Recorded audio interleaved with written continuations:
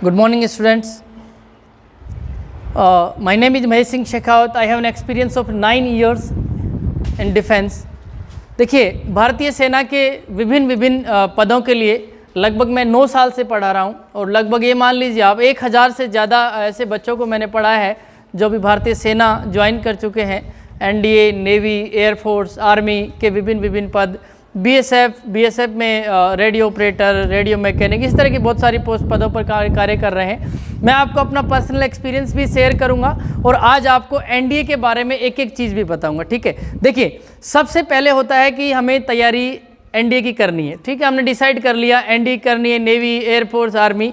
तो सबसे पहली जो की होती है वो ये होती है कि हमें पता हो कि एनडीए होता क्या है, इसका पूरा प्रोसेस क्या है। सबसे बड़ी समस्या जो है किसी भी काम को करने से पहले यदि उसके बारे में पूरा नहीं पता है तो ये मान लीजिए कि आप पूरे तरीके से प्लानिंग भी नहीं कर सकते, और जब पूरी तरीके से प्लानिंग नहीं कर सकते हैं तो आपके एग्जीक्यूशन में प्रॉब्लम जब आएगी तो ये भी मान लीजिए कि आप कहीं ना कहीं रिजल्ट में दिक्कत आएगी। ओके, मैं आपको एनडीए के बारे में पूरा बताऊँगा, आपको नेवी के बारे में इसके बाद बताऊँगा पूरा, फिर आपको एयरफोर्स के बारे में बताऊँगा। आप सारे वीडियोज़ देखें।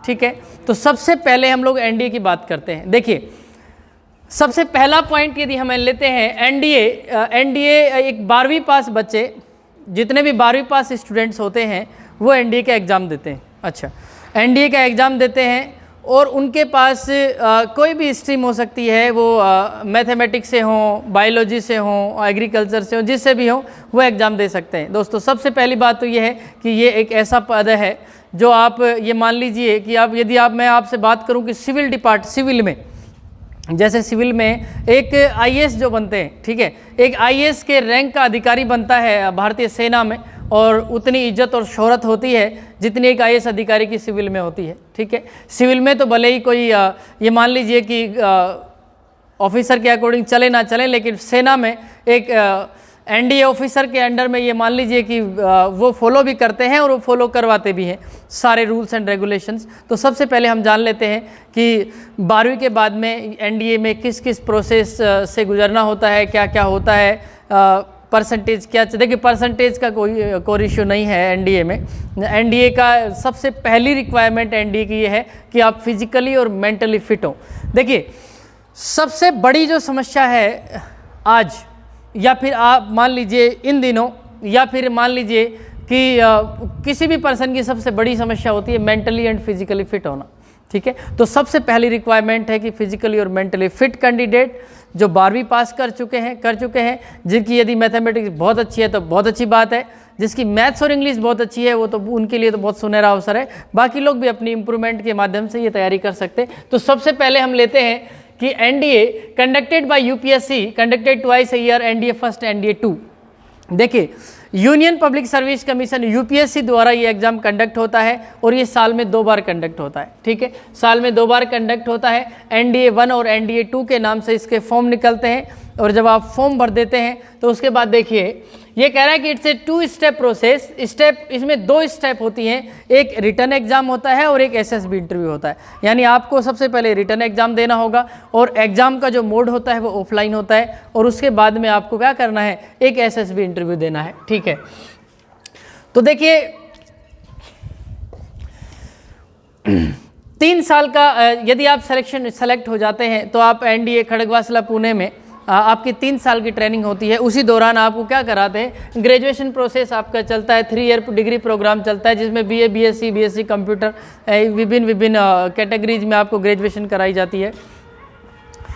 फिर देखिए उसके बाद में खड़गवासला पुणे से जैसे ही आप अपने 3 साल की ग्रेजुएशन की और आपकी ट्रेनिंग साथ ट्रेनिंग भी चलती रहती है, उस ट्रेनिंग प्रोसेस को जो पूरा कर लेते हैं सक्सेसफुली, उसके बाद में 1 साल के लिए आपको जो आर्मी के कैडेट्स होते हैं उनको आईएमए देहरादून भेज दिया जाता है फॉर आर्मी कैडेट्स। देखिए थर्ड है कि 1 year at IMA for army cadets, 1 year 1 साल आर्मी के कैडेट्स को आईएमए देहरादून भेज दिया जाता है ट्रेनिंग के लिए। और naval academy for naval cadets 1 year की ट्रेनिंग होती है, और training for 1.5 year at AFA Hyderabad, air force के जो कैडेट्स होते हैं उनकी हैदराबाद में ट्रेनिंग होती है। ठीक है, अब हम बात करते हैं कि एनडीए में एलिजिबिलिटी क्या है। सबसे पहली एलिजिबिलिटी है कि ये सिर्फ और सिर्फ अनमैरिड मेल कैडेट्स के लिए है, ठीक है। आपकी शादी नहीं होनी चाहिए उस दौरान, जब तक आप ट्रेनिंग अपनी कंप्लीट नहीं कर लेते हैं आप शादी नहीं कर सकते हैं। यानी ये सिर्फ उन्हीं लोगों के लिए फॉर्म एप्लीकेबल है जो अनमैरिड मेल कैडेट्स हैं।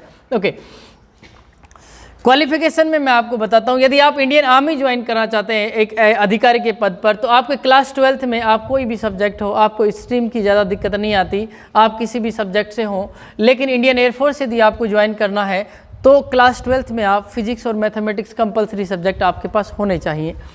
इंडियन नेवी की बात करें तो क्लास 12th में फिजिक्स और मैथ्स आपके पास होनी चाहिए। तो आप इससे क्या समझे, इससे मेन बात ये है कि यदि आपको आर्मी में ऑफिसर बनना है तो आपके पास सब्जेक्ट कोई इश्यू नहीं क्रिएट करती है, लेकिन आपको एयरफोर्स और नेवी में ऑफिसर बनना है तो आपके पास 12th में फिजिक्स और मैथमेटिक्स होना कंपलसरी है। ओके, अब बात करते हैं मोड ऑफ एग्जाम की। मोड ऑफ एग्जाम ऑफलाइन होता है। देखिए, मोड ऑफ एग्जाम ऑफलाइन होता है, 2.5 घंटे के 2 पेपर होते हैं। और सबसे पहले यदि आप यहाँ से देखेंगे, सब्जेक्ट पेपर फर्स्ट जो होता है 120 क्वेश्चन का होता है, 300 मार्क्स का होता है और 2.5 घंटे का ये पेपर होता है। मैथमेटिक्स का पहला पेपर होता है। देखिए, मैथमेटिक्स आप करीब करीब मान लीजिए कि आपके 11वीं और 12वीं का पूरा सिलेबस आता है एनडीए में। लेकिन इसमें सबसे बड़ी समस्या क्या आती है, देखिए सबसे बड़ी समस्या जो आती है वो ये आती है कि 60% जो सिलेबस आता है वो 11वीं का आता है, ठीक है, और 40% के आसपास आता है 12वीं का। अब इसमें दिक्कत क्या आती है, आप देखेंगे कि ज़्यादातर स्कूल्स में, ठीक है, या कहीं भी आप चले जाइए, पेरेंट्स को ले लीजिए, साइकोलॉजी होती है कि भाई उनकी परसेंटेज बहुत अच्छी होनी चाहिए 12th में। मैं भी मानता हूँ कि परसेंटेज अच्छी होनी चाहिए, इससे बच्चे की एकाग्रता का पता लगता है कि कितने टाइम सिटिंग पावर है इसकी। लेकिन ये बिल्कुल उतना सही नहीं है जितना लोग समझते हैं।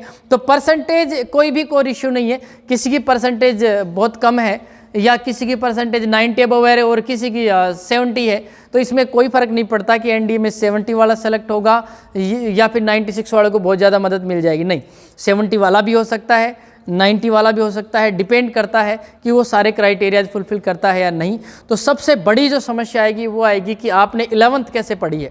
जिस बच्चे ने 11th सही नहीं पढ़ी है, ये मान लीजिए कि उसके लिए बहुत बड़ा स्ट्रगल है, उस चैलेंज है। सबसे पहले उसको 11वीं का सिलेबस बहुत अच्छे से करना पड़ेगा, उसके बाद में 12वीं का सिलेबस। 12वीं का सिलेबस वैसे भी बहुत इतना ज़्यादा टिपिकल नहीं है। यदि हम 11वीं के कुछ टॉपिक्स को लेते हैं, जैसे मैं आपको बताता हूँ कि 11वीं क्लास का एक टॉपिक है ट्रिग्नोमेट्री लगभग 55 नंबर का टॉपिक आता है।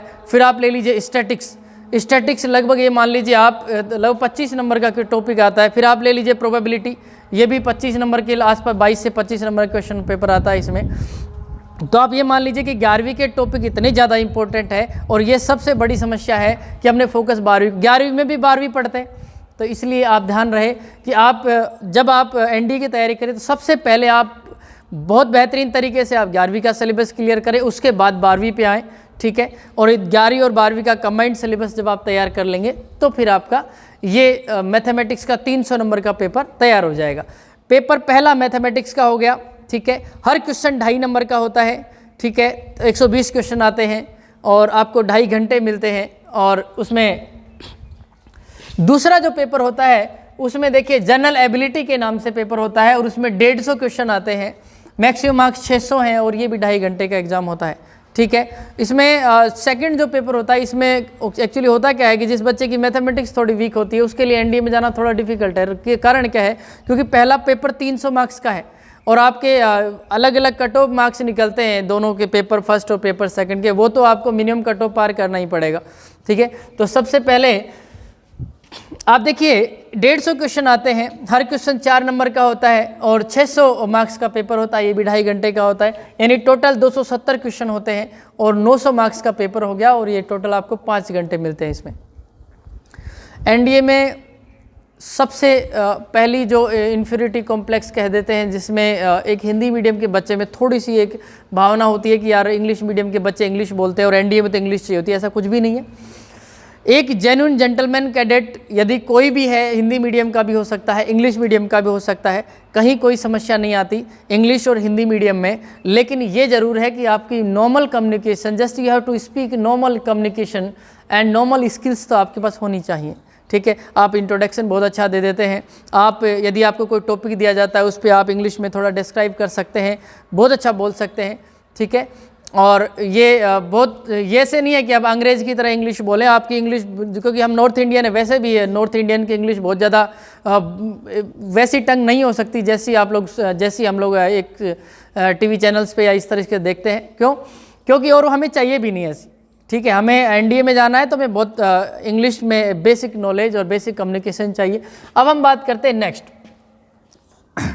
नेक्स्ट यदि बात करें मार्किंग स्कीम, देखिए आपको एक एक पॉइंट एनडीए के बारे में क्लियर होना चाहिए और क्लियर होने के बाद आप उस एग्ज़ाम के बारे में सोचें, और यदि आपको लगता है कि आपको तैयारी करनी चाहिए तो करें, या फिर आप कुछ और सोचें।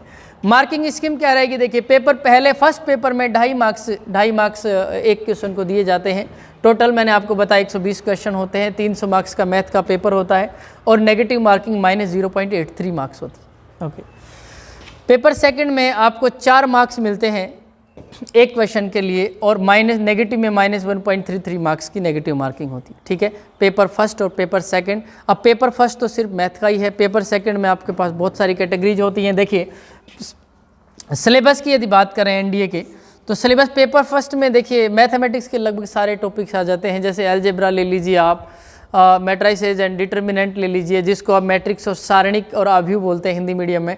ट्रिग्नोमेट्री ले लीजिए, त्रिकोणमिति ले लीजिए।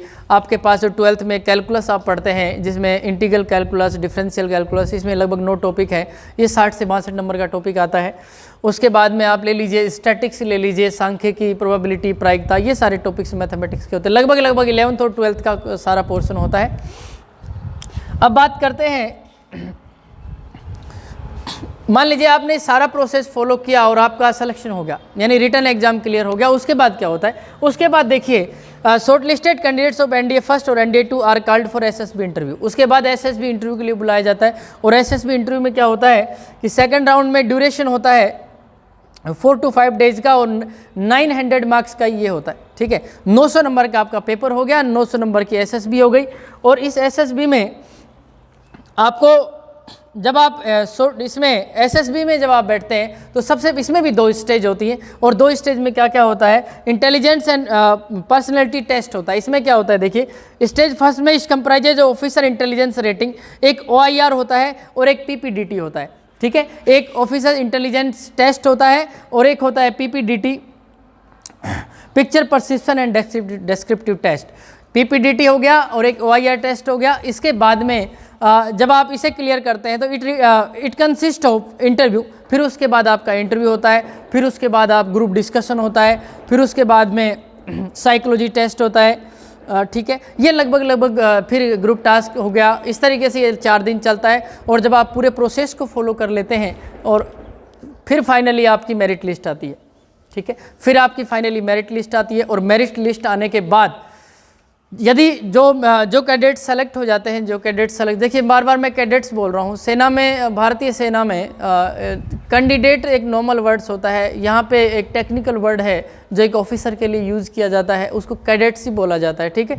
जैसे आप एनडीए ज्वाइन करेंगे और आप खड़गवासला पुणे ट्रेनिंग में जाएंगे तो आपके हर जगह कैडेट्स ही लिखा जाएगा, ठीक है। वैसे तो कैडेट्स, आप कैंडिडेट्स को भी आप शॉर्ट में कैडेट्स कहते हैं। तो आप देखिए इतने सारे प्रोसेस जो मैंने बताए हैं एनडीए के, ये जब सारे प्रोसेस आप फॉलो कर लेते हैं, और सारे प्रोसेस फॉलो करने के बाद आप एक लेफ्टिनेंट की पोस्ट पे जाते हैं यदि आप इंडियन आर्मी ज्वाइन करते हैं। फिर इंडियन नेवी में उसके अकॉर्डिंग पोस्ट, फिर एयरफोर्स में, ये सारी चीज़ें, यानी एक मान लीजिए कि आप एक ऑफिसर पोस्ट के लिए ज्वाइन करते हैं एनडीए में, तो एनडीए का जो प्रोसेस होता है मैं आपको बताऊँ। देखिए 12वीं के बाद पेरेंट्स के माइंड में एक कन्फ्यूजन सा क्रिएट रहता है कि यार मैं अपने बच्चे को कराऊँ क्या, मैं अपने बच्चे को आईआईटी की तैयारी कराऊँ, मैं नीट की तैयारी कराऊँ, या फिर एनडीए की तैयारी कराऊँ। तो ये सारी चीज़ें मैं आपको अगले वीडियो में बताऊँगा कि क्या फ़र्क होता है आप यदि आईआईटी की तैयारी कराएंगे, क्या फ़र्क होता है यदि आप नीट के लिए बच्चे को भेजेंगे, और क्या इसमें क्या फ़ायदा होगा यदि आप एनडीए, नेवी, एयरफोर्स और आर्मी के विभिन्न ट्रेड्स के लिए यदि तैयारी कराते हैं। तो एनडीए का मैंने आपको सारा बताया, ठीक है। आप इसे समझें, आप अपने आप को चेक करें, और उसके बाद में आप डिसीजन लें। RCI डिफेंस एकेडमी आप ज्वाइन करें, इसमें एनडीए, नेवी, एयरफोर्स के बैचेज 1 तारीख से शुरू हो जाएंगे, ठीक है। और हमारी ऑफलाइन क्लासेज आप ज्वाइन करें। बहुत बहुत धन्यवाद, थैंक यू।